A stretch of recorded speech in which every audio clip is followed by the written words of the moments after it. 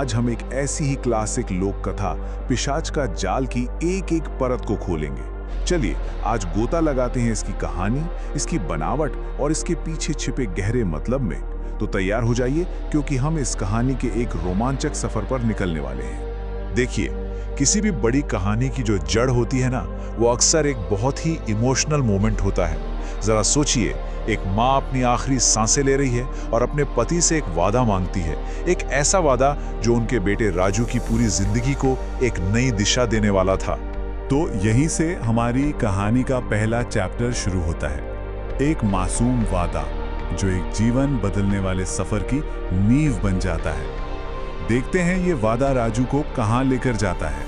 तो कहानी की शुरुआत होती है एक बहुत ही दुखद घटना से।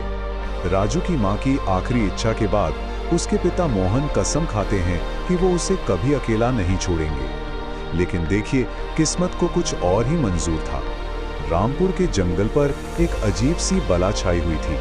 मतलब एक ऐसा अभिशाप था कि जो भी गांव वाला वहां जाता, बस लौटकर नहीं आता था। मोहन एक बहादुर पिता होने के नाते हिम्मत करके उस जंगल का सच पता लगाने जाते हैं, पर वो भी कभी वापस नहीं लौटते। बेचारा छोटा राजू अब अनाथ हो चुका था। खैर, गांव के जो सरपंच थे वो बहुत दयालु थे और उन्होंने राजू को अपने बेटे की तरह पाला। खैर, अब कहानी में कई साल बीत जाते हैं। राजू अब एक नौजवान बन चुका है और फैसला करता है कि वो अपने पैरों पर खड़ा होगा। और वो काम की तलाश में कहां जाता है? उसी जंगल में। वही खौफनाक जंगल जो उसके पिता को निगल गया था। ये किस्मत थी या फिर कुछ और ही था? जंगल के घने अंधेरे में राजू की नजर एक बड़े ही अजीब तोते पर पड़ती है। लेकिन ये कोई मामूली तोता नहीं था।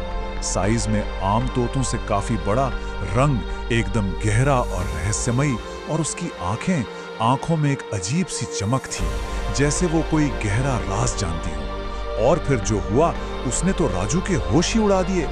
वो तोता एक गहरी इंसानी आवाज में बोलने लगा। ये पल कहानी में गहरे रहस्य और आने वाले खतरे का पहला संकेत था।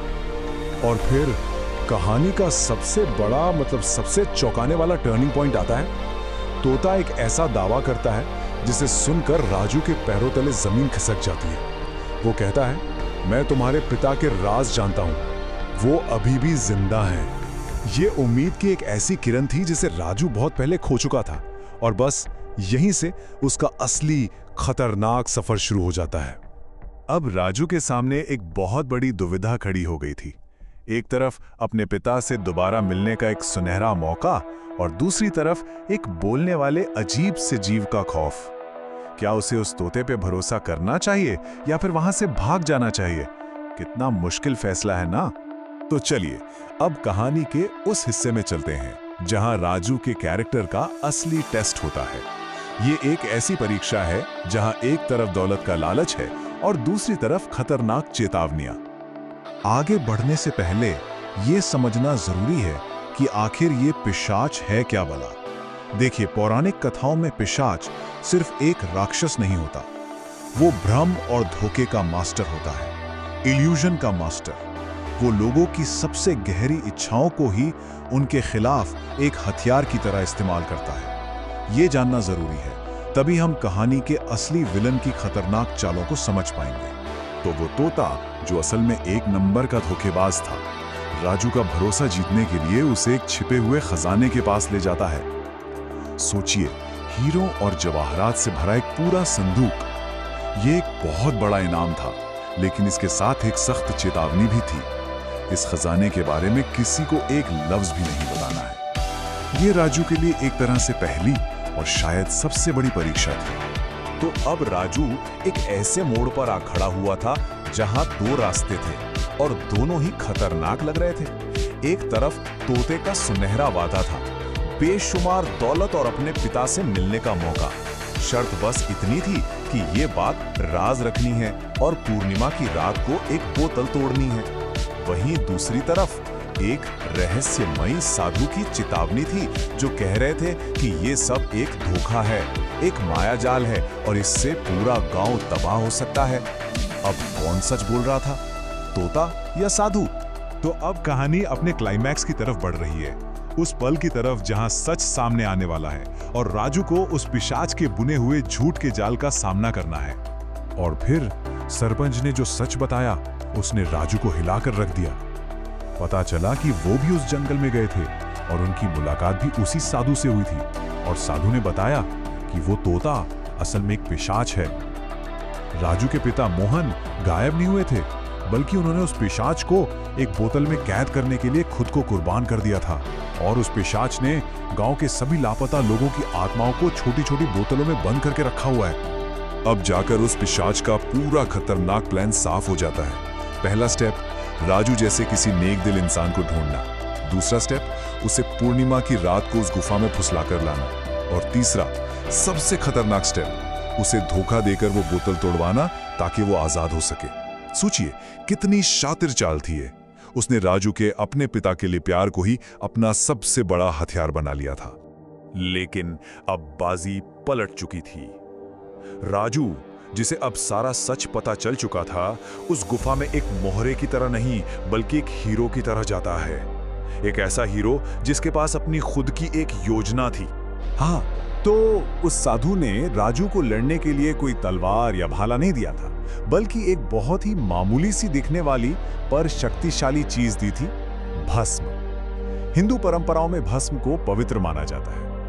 यह माना जाता है कि इसमें नेगेटिव एनर्जी, खासकर किसी भी तरह के भ्रम या माया जाल को खत्म करने की ताकत होती है। यही राजू का असली हथियार था। और फिर आता है कहानी का वो फैसलाकुन पल जिसका हम सबको इंतजार था। राजू बोतल को तोड़ने के बजाय उसका ढक्कन खोलता है और उसमें वो पवित्र भस्म डाल देता है। पिशाच दर्द और गुस्से से चीखता है, नहीं, ये तूने क्या किया मूर्ख बालक, तूने मुझे धोखा दिया है। और बस उसी एक पल में उसका बनाया हुआ पूरा मायाजाल ताश के पत्तों की तरह ढह जाता है। तो अब सवाल यह है कि राजू के इस हिम्मत और समझदारी भरे कदम का नतीजा क्या हुआ? क्या ये एक नई सुबह की शुरुआत थी? जैसे ही वो पिशाच धुएं में गायब हुआ, गुफा में एक चमत्कार हुआ। वहां रखी हजारों छोटी छोटी बोतलें एक साथ टूट गईं और उनमें से सुनहरी रोशनी निकलकर उन गांव वालों में बदलने लगी जो सालों से कैद थे। ये आजादी का एक बहुत ही पावरफुल और इमोशनल सीन था। राजू की इस जीत का इनाम वो था जो उसने शायद कभी सपने में भी नहीं सोचा होगा। उसे अपने पिता मोहन वापस मिल गए। पूरा गांव फिर से आबाद हो गया, खुशियों से भर गया। राजू अब अनाथ नहीं था, बल्कि पूरे गांव का हीरो था। और सबसे बड़ी बात, वो जंगल हमेशा हमेशा के लिए उस श्राप से आजाद हो गया। और यहां पर राजू के पिता जो बात कहते हैं वो इस कहानी के दिल को छू लेती है।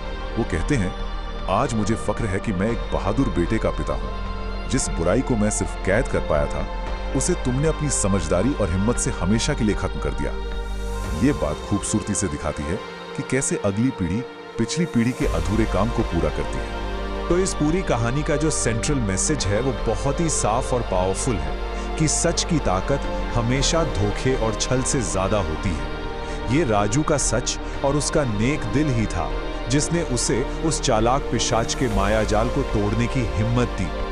और आखिर में ये कहानी हमें एक गहरे सवाल के साथ छोड़ जाती है कि हमारे अपने जीवन में भी तो ऐसे कई भ्रम होते हैं, ऐसे कई झूठ होते हैं जिन पर यकीन करने का मन करता है ना? तो सवाल ये है कि उन भ्रमों को तोड़ने के लिए हमें कौन सी सच्चाइयों को खोजना होगा। इस पर जरूर सोचिएगा। ये बड़ी अच्छी बात कही आप।